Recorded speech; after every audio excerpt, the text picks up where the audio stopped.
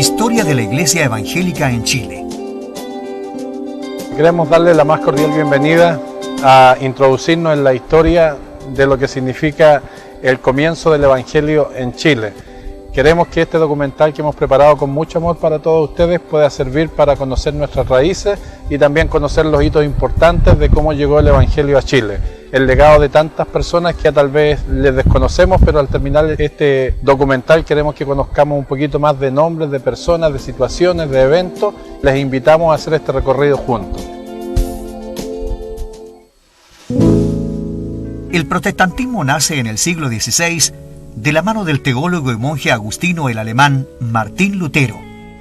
El reformador, llevado por el Espíritu Santo, hizo una relectura de la Biblia, la cual inspiró la Reforma protestante. Sus énfasis fueron solo gracia, solo Cristo, solo Escritura, solo fe. Lutero se reveló a la doctrina católica romana, llena de tradiciones y legalismos creados por los hombres, y permitió que llegara a nuestras manos una sana enseñanza de la palabra de Dios. El 31 de octubre de 1517, Martín Lutero clavó en las puertas de la iglesia de Wittenberg, Alemania, las 95 tesis que dieron razón y vida a la Reforma protestante. Sin pensarlo, Martín Lutero se transformó en el padre de la fe cristiana evangélica.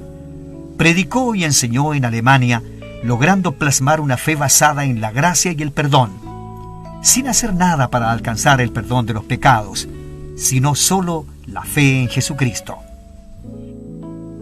Además se convirtió en un traductor. Esto permitió que el pueblo, las personas comunes y corrientes, laicos, pudieran tener acceso a la Biblia, la cual solo estaba en manos de los monjes católicos de aquel tiempo y en idioma latín. Su mensaje sin duda impactó a toda Europa. Allí también encontramos al emblemático y precursor del protestantismo en Francia y Suiza, Juan Calvino, quien sistematizó la teología protestante y comentó la Biblia. Siendo pastor y teólogo, fue seguidor de Lutero en una primera etapa y fue quien le dio un impulso decisivo junto a otros reformadores al mensaje de la palabra de Dios. Yo diría que a partir de la institución de la religión cristiana, la iglesia evangélica, la iglesia protestante, tiene un fundamento doctrinario, no dogmático, pero doctrinario sólido. Cuando esta enseñanza es descuidada, es abandonada o es ignorada, las iglesias evangélicas fácilmente se permean de otras doctrinas, de otras formas, de otras ideologías. Incluso puede darse, como el caso de Latinoamérica, sobre todo en los últimos 100 años, en que las iglesias evangélicas son un elemento, una mixtura, que en el fondo son las mismas viejas iglesias católicas de corte medieval con forma pseudoevangélica. Hoy día muchos evangélicos son católicos larvados, y eso es precisamente por la carencia de una solidez doctrinaria, de una instrucción de vida en los escritos de Lutero, en los escritos de Calvino, en los escritos del siglo XVI. Como dijo en una oportunidad don David Trumbull, un campesino alemán, se refería a los colonos del Yanquihue, con la Biblia en la mano, sabe más de teología que un doctor en derecho romano. Y eso es una gran verdad. Los evangélicos del siglo XIX, o por lo menos hasta el siglo XIX, todos, hasta el más sencillo y humilde, eran hombres de una formación doctrinaria a toda prueba. Formación doctrinaria que les permitía tener la fortaleza para enfrentar el exilio, la persecución, la tortura y la muerte. Si uno no sabe lo que cree y si no está firmemente arraigado en lo que cree, no va a morir por esas creencias. Y nuestros hermanos del siglo XVI, XVII, XVIII y también parte del XIX pudieron enfrentar todo tipo de persecución porque tenían claro, sabían en quién habían creído. Y eso es producto de todo el corpus doctrinarium que entregaron nuestros hermanos reformados, particularmente Calvino. De no ser por la valentía de estos hombres, no hubiéramos tenido acceso al mensaje de Dios en nuestro continente. Desde antes de la independencia ya había en nuestro país europeos protestantes. Su llegada a Chile se produce de manera circunstancial y por motivos de negocios. Grandes empresarios de armamentos, industrias, eran principalmente hombres del Reino Unido y Alemania. Todo el avance tecnológico de aquellos años estaba en Europa y los Estados Unidos. El cambio del sistema de navegación para cruzar los continentes fue dejando de lado a los barcos de vela, comenzando aquí a surgir los buques a carbón, y los ingleses fueron los pioneros en este medio de transporte. Esto permitió que llegaran al país y al continente empresarios extranjeros que finalmente se lograron establecer aquí en nuestro territorio. Todos eran protestantes. Chile, siendo un país católico, prohibía ejercer cualquier otra religión, ya que eran consideradas sectas y por lo tanto sus seguidores eran herejes. Pero Dios, en su misericordia, permitió que don Bernardo O'Higgins, director supremo de la época e hijo de padres piadosos y católicos devotos, solicitara que viniera a Chile don Diego Thompson, quien se dedicaba a la educación en Argentina, enseñando a leer y a escribir con el sistema lancasteriano, que consistía en que quienes fueran más aventajados en la lectura y escritura se transformaran en profesores de otros, usando como texto base de lectura la Biblia. Sin saberlo, Bernardo O'Higgins trajo a Chile a un colportor de la Sociedad Bíblica Británica y extranjera, quien implementó en Chile este sistema, el lancasteriano. Don Diego Thompson fue una gran inspiración para que otros desearan venir a Chile. El uso de la Biblia para poder enseñar y a leer y a escribir, a pesar de las muchas críticas, le valió el reconocimiento de O'Higgins, quien le otorgó la Carta de Ciudadanía el 31 de mayo de 1823, y en la cual destacaba su trabajo. Dios permitió que hombres como Diego Thompson trajeran las Sagradas Escrituras a nuestro país. No fue fácil. En Chile, por ese entonces, como anteriormente mencionábamos, solo se aceptaba como única religión la católica. Quien no profesara esa fe no tenía derecho como de casarse, ni celebrar cultos, y lo más denigrante, no tenían derecho a una sepultura digna. De hecho, en el artículo 5 de la Constitución de la República de Chile dice textualmente: la religión católica, apostólica y romana es y será la religión del Estado, con exclusión pública de cualquiera otra. Cuando uno mira lo que es la historia de Chile, en la práctica, generalmente los historiadores han sido católicos. Entonces el sesgo de aproximación a todo lo que tiene que ver con confrontaciones de tipo religioso en una sociedad como la chilena, que era una sociedad absolutamente dominada por el oficialismo católico y en que no aceptaban ningún tipo de competencia de carácter religioso, la aparición de ninguna otra manifestación de fe como lo protestante, como lo evangélico, entonces uno se queda con la impresión de ciertos juicios que hay de estos historiadores que no cuentan toda la verdad, porque están marcados por su impronta de pertenencia religiosa católica. Cuando se habla, por ejemplo, desde el punto de vista de la historia acerca de los corsarios y los piratas, entre ellos Francisco Drake, que llegaba acá a las costas de Chile para disputarle el terreno geográfico, el terreno social, el terreno económico, el terreno religioso, al proyecto conquistador español que estaba legitimado por lo católico. Bueno, el tratamiento que le daban los historiadores era terrible. Sin embargo, Francisco Drake llegó a ser el líder, el jefe de la Armada Británica que derrotó a los españoles. Es decir, es un gran héroe inglés. No era un pirata, no era un corsario cualquiera que venía porque sí a provocar desmanes. Después, si uno entra en la historia del siglo XIX, cuando ya nos estamos aproximando a los sesgos de lo que iba a ser la república en la que hoy día vivimos, hay que recordar lo que pasó con el cónsul Pinsetio Poinsett, este cónsul representante de Estados Unidos, de los países del Plata, Argentina, Uruguay y de Chile, y que él era de tradiciones bautistas o presbiterianas.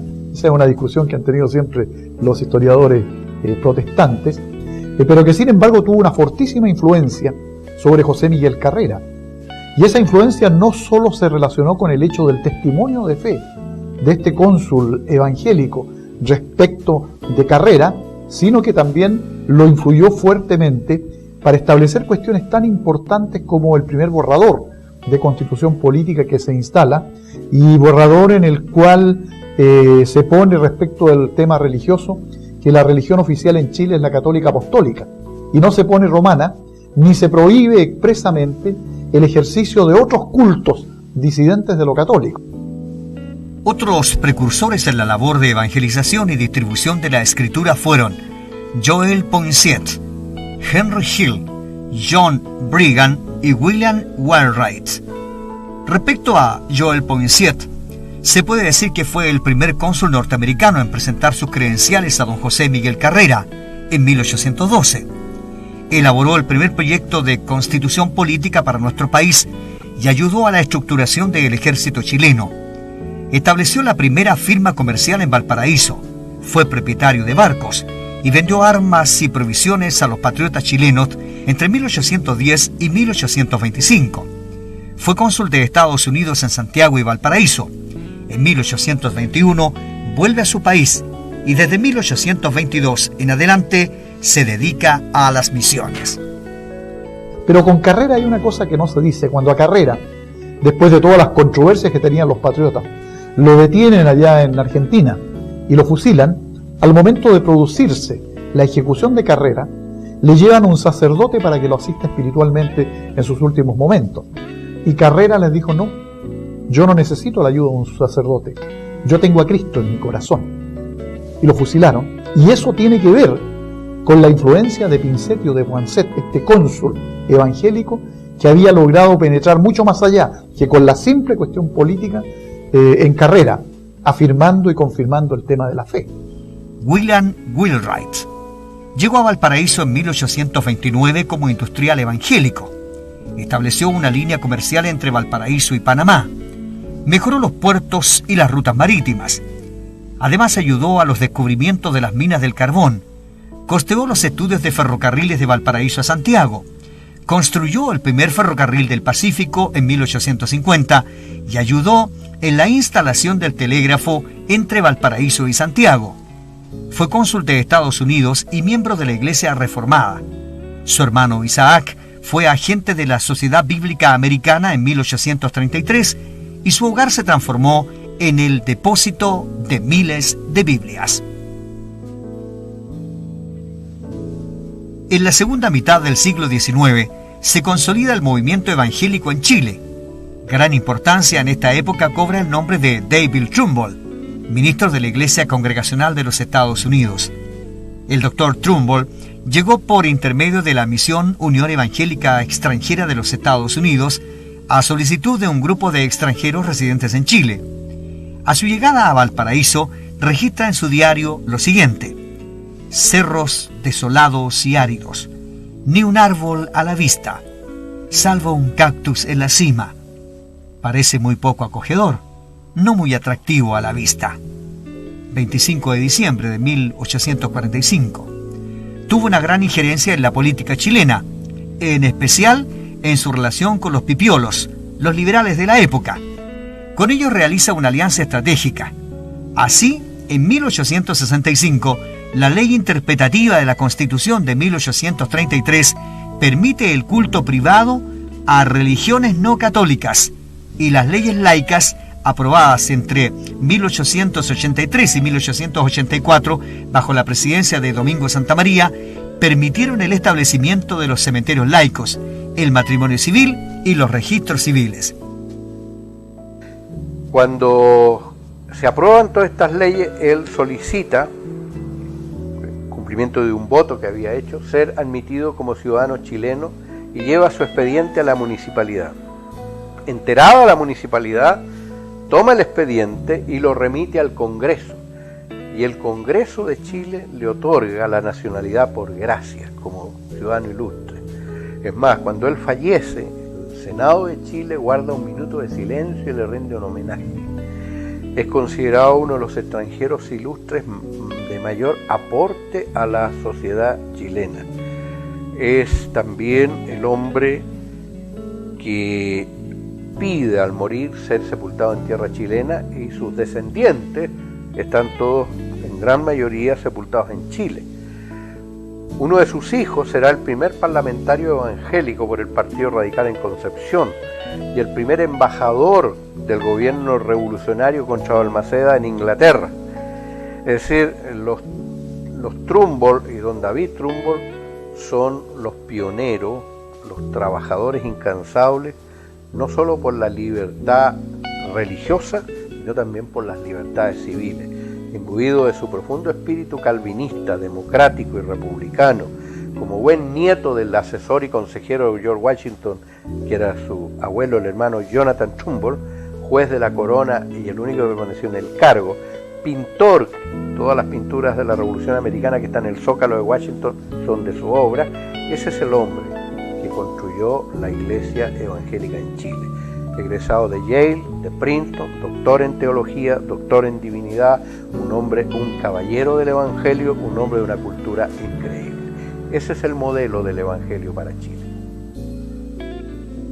Otro elemento importante en este recorrido histórico es la colonización del sur de Chile, tanto por alemanes como por anglicanos.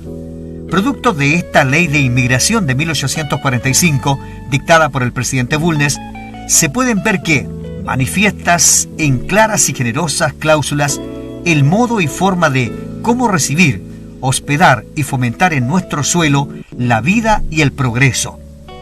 Con la dictación de esta ley, el enviado del gobierno de Chile, don Bernardo Filippi, promovió en Alemania la posibilidad del envío de colonos. Procedentes de Hamburgo y luego de 120 días de navegación en el barco Hermann, llegaron al sur de Chile 85 pasajeros, 70 hombres, 10 mujeres y 5 niños. Empezaron en Valdivia y sus alrededores. 9 familias de artesanos llegaron a Corral el 25 de julio de 1846. En Corral encontramos una de las construcciones más antiguas de las primeras iglesias evangélicas en Chile, la Iglesia Pentecostal de Chile Austral.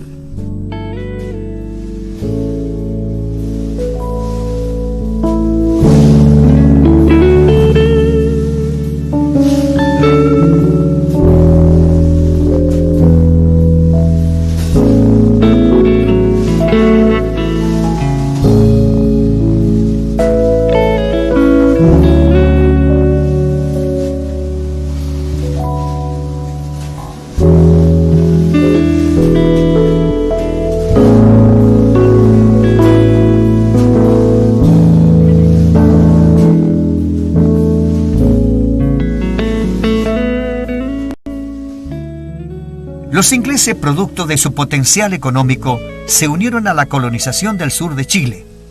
Se conoce como la obra anglicana tanto en Tierra del Fuego como en la Araucanía.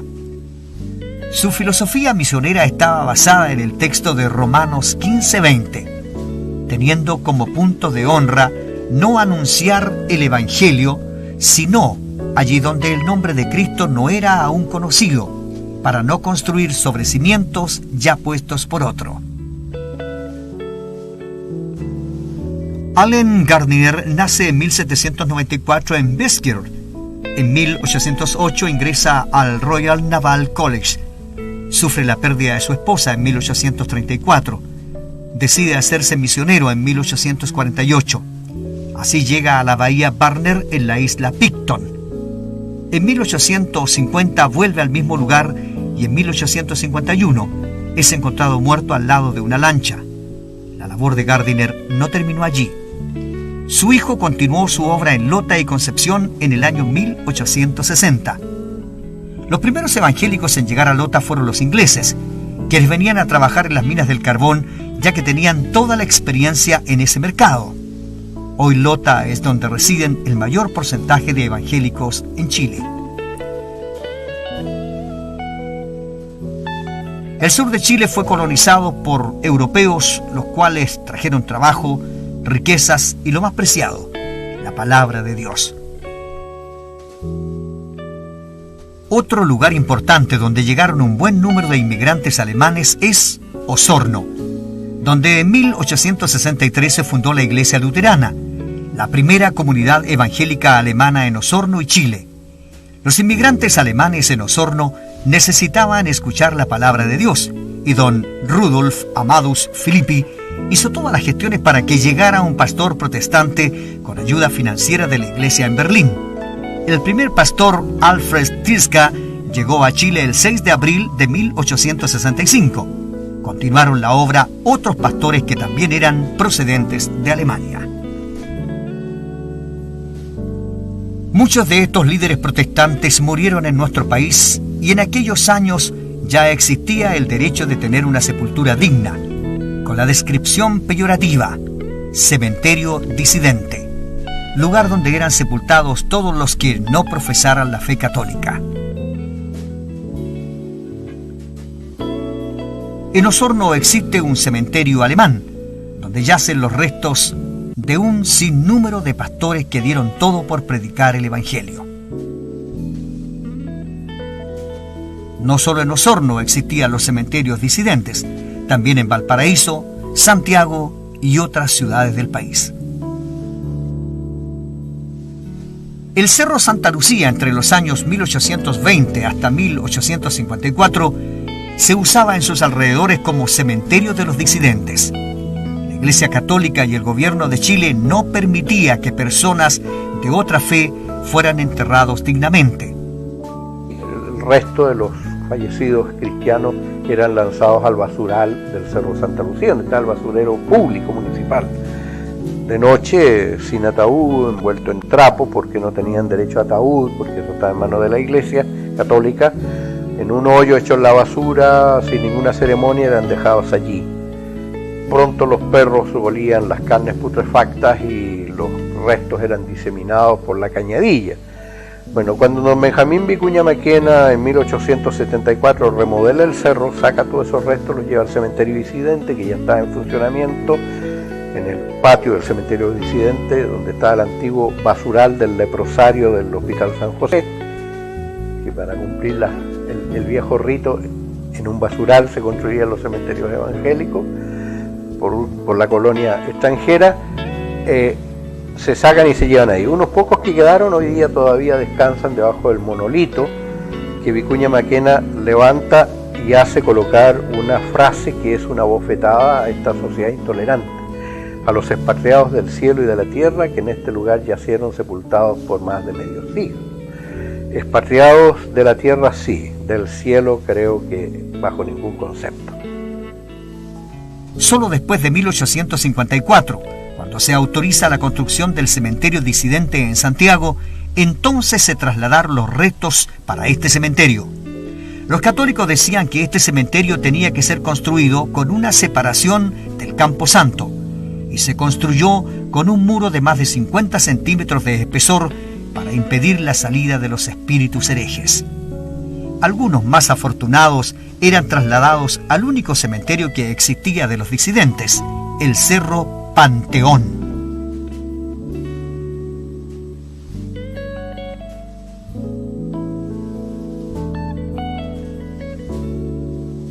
Don Bernardo O'Higgins autoriza el 14 de diciembre de 1819 la construcción de cementerios disidentes. Esta autorización abarcaba Santiago y Valparaíso, pero por causas desconocidas no se construyó en Santiago hasta 35 años después, el patio disidente del Cementerio General.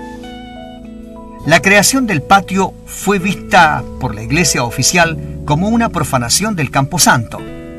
Danilo Sáez, que en paz descanse, ex relacionador público del Cementerio General, explicaba: la historia popular cuenta que en un comienzo los cadáveres de los disidentes eran sacados en las noches, porque se consideraba que los cuerpos de los herejes contaminaban el cementerio. El periodo más complicado se extendió desde la formación del patio de disidentes en 1854 hasta 1872. En todo este periodo fueron enterrados 182 personas, un promedio de 10 personas por año. De ellas, más del 80% era de origen europeo, especialmente alemanes e ingleses, según la información publicada en el sitio web del Cementerio General. En nuestro recorrido por los cementerios disidentes, encontramos el cuerpo del primer pastor chileno, don José Manuel Ibáñez Guzmán. Esta es la tumba de otro personaje ilustre de nuestra historia evangélica en Chile, un obrero que Dios levantó en estas tierras, le permitió capacitarse en California. Cuando viene la fiebre del oro, él se traslada con su familia, pero en ese lugar conoce al Señor y lo mandan a un seminario a estudiar. De vuelta en Chile se hace como ayudante del pastor David Trumbull en Valparaíso, y después de servir algún tiempo allá es trasladado a Santiago, y en Santiago es ungido pastor de la iglesia, de la primera iglesia evangélica que hay en Chile. El pastor José Ibáñez Guzmán fue una inspiración para muchos que sintieron el deseo y escucharon el llamado a predicar el Evangelio. Otros personajes importantes en la labor de difusión del Evangelio han sido Juan Canut de Bon, William Taylor y William C. Hoover. Estamos al costado de la tumba de uno de los personajes más importantes del Evangelio en Chile. Importante desde el punto de vista del sobrenombre que ha quedado para los evangélicos en Chile, como es los Canutos. Bueno, los Canutos se deriva del apellido del personaje que está aquí enterrado, que se llamaba Juan Canut de Bon, que era un sacerdote jesuita que llega en Chile en 1871 y conoce al Señor, se sale de las filas jesuitas, se casa, tiene varios hijos y después es ungido por la iglesia metodista como pastor de esa congregación. Juan Canut de Bon fue el primero que se atrevió a predicar públicamente en las calles y además a usanza de la época en el idioma de nuestros connacionales, porque todos los otros evangélicos eran extranjeros, por lo tanto siempre que se hablaba de Dios se hablaba en inglés, en alemán y no en español, y aún la iglesia católica hablaban en latín. Así que Juan Canut de Bon nos predicó en el propio idioma español y de esa manera logró capturar bastantes adeptos. William C. Hoover, pastor metodista y primer pastor pentecostal chileno, nace en Illinois, Estados Unidos, en 1858. Graduado como médico en 1884, llega a Chile y en particular a la ciudad de Iquique. En 1889 y hasta 1895 es profesor y pastor. Vuelve a Estados Unidos. En 1902 vuelve a Iquique a pastorear la iglesia metodista. En el año 1902 es trasladado a Valparaíso. El terremoto de 1906 derrumba la iglesia y en 1908 construyen un nuevo templo con capacidad para 1.500 personas. Este era el altar del templo de Hoover, el templo que construyó Hoover. Entonces esta forma de altar era típico de las iglesias episcopales metodistas en Estados Unidos. Ahí está el armonio. Este armonio, este órgano, está en poder de un miembro de la iglesia que en un tiempo, no sé por qué, los hermanos estaban malos, parece, decidieron venderlo y este hermano lo compró para conservarlo y lo tiene en su casa, el hermano Juan Zamora.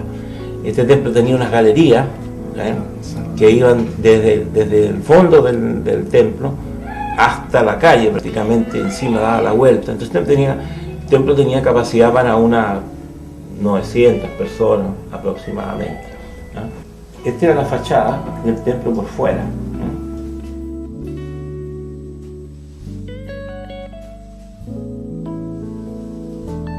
En el año 1910 decide renunciar a la iglesia metodista y funda la Iglesia Metodista Pentecostal. En el año 1933 funda también la Iglesia Evangélica Pentecostal, muriendo en el año 1936.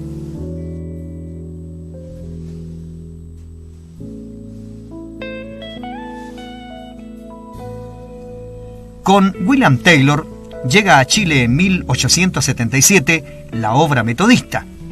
Su trabajo consistía en establecer contacto con inmigrantes de habla inglesa y hacerles ver la necesidad de escuelas para sus hijos. Taylor, después de mostrar las necesidades que había en estas tierras, reclutaba misioneros en Estados Unidos y los enviaba a Sudamérica. Los candidatos debían buscar su autosustento y así llegan a Chile varios misioneros que difunden la doctrina metodista en varias regiones. Bueno, al hablar de historia no podemos dejar de lado esta que es la primera iglesia metodista en Santiago, en nuestro país, aquí en la capital. Es histórica esta iglesia por dos razones. Primero, porque es la iglesia evangélica más antigua de la ciudad. No cronológicamente hablando, sino de las que están en pie, vigentes actualmente, es la más antigua, de 1898, según la placa que tiene acá puesta en la muralla, y también porque representa la llegada de los metodistas a Chile, ahí en las últimas décadas del siglo XIX. Ellos llegan con iglesia y con colegio. Entonces, la mayoría de las iglesias metodistas, al lado de la iglesia estaba el colegio. La diferencia es que aquí había un colegio al lado, pero que después se trasladó al sector alto de la ciudad y que hoy día es el Santiago Collins, que es parte de la iglesia metodista. Pero hoy día no está al lado de la iglesia quedó en este sector y hasta el día de hoy funciona como congregación haciendo sus cultos de manera habitual cada semana. Y cualquier evangélico en Chile debiera saber que esta es la iglesia evangélica más antigua que existe en Santiago. Cuando uno analiza el tema histórico, uno tiene que reconocer que las raíces de la presencia de los evangélicos en Chile, bueno, son bastante profundas. Vienen desde la época de la colonia. Pero en 1909 se concreta un hecho sociológico que es fundamental para el crecimiento en el mundo popular, particularmente de esta presencia testimonial de los evangélicos. Se separa de la iglesia metodista episcopal un movimiento encabezado por Hoover, que era el pastor estadounidense norteamericano que lo lideraba, y esa separación se produce por interpretaciones de carácter doctrinal en términos de los dones carismáticos, y eso provoca esta separación, que fue una separación dolorosa, dura, no fue fácil, pero insertan dentro del ambiente testimonial una nueva forma de acercarse a los valores que la Biblia está permanentemente promoviendo y que en este caso se relacionan con las manifestaciones de carácter carismático. Es muy evidente que todo el crecimiento del que nosotros hablamos hoy día del mundo evangélico no habría sido posible sin la presencia poderosísima del mundo pentecostal. Si uno quiere hablar en términos de porcentaje, desde Hoover a acá, Hoover produce el tema del cisma en la iglesia metodista episcopal en momentos que había crisis económica, sobre todo la crisis del salitre, que estaba provocando enormes problemas desde el punto de vista productivo, desde el punto de vista del empleo. Entonces, la aparición de este movimiento fue una especie de abrazo fraternal para darles destino y esperanza a quienes estaban sufriendo por las condiciones políticas y económicas del momento. Si uno analiza hoy día esta composición porcentual de sobre el 20% de evangélicos en Chile, uno debe decir también que el 70% del total de evangélicos en Chile pertenece a los movimientos pentecostales. Y el movimiento pentecostal se caracteriza siempre por una gran atomización. Hay iglesias muy grandes, pero si uno piensa hoy día, por ejemplo, en la constitución de personas jurídicas como personas de derecho público, al tenor de la nueva ley, hay más o menos 1.500 al día de hoy, estamos hablando en abril del año 2008, y de esas 1.500, el 90% son iglesias evangélicas, y el total de esas 1.400 o poco menos o poco más iglesias evangélicas deben ser alrededor de 1.200 aquellas que pertenecen al movimiento pentecostal. Entonces ahí tenemos un dato de realidad. Una vez me preguntaban especialistas en el análisis del fenómeno religioso, ¿a qué se debe el crecimiento tan exponencial, tan fuerte del mundo pentecostal? Y yo les decía, sonriéndome, primero la presencia del Espíritu Santo. Me decían, bueno, pero somos científicos, sociales, hablemos en serio. Yo les digo, si estoy hablando en serio. Pero sobre todo se debe, le digo, a la teología pentecostal. La teología pentecostal es enormemente testimonial, es enormemente inductiva del cambio de las personas que están en determinadas condiciones y que son rescatados por la fe. Queremos agradecerles a todos los que han podido ver este documental. También queremos que este recorrido que hemos hecho por los hitos más importantes de la llegada del Evangelio a Chile les sirva para conocer un poco más de nuestras raíces y que tal vez a la vez aprendamos a apreciar lo que significa el legado del Evangelio en Chile, que hoy día tengamos tantas posibilidades para hacer Evangelio en distintas formas. Los primeros dieron la lucha, tal vez no tuvieron dónde ser enterrados siquiera, y nosotros hoy día que tenemos tantas leyes que nos favorecen, les invitamos también para que aprovechemos esas leyes para seguir extendiendo el Evangelio, para que muchos más puedan conocer a Jesucristo. Como evaluación final se puede decir que, al fin del periodo, todas las iglesias históricas tenían sus misiones en Chile.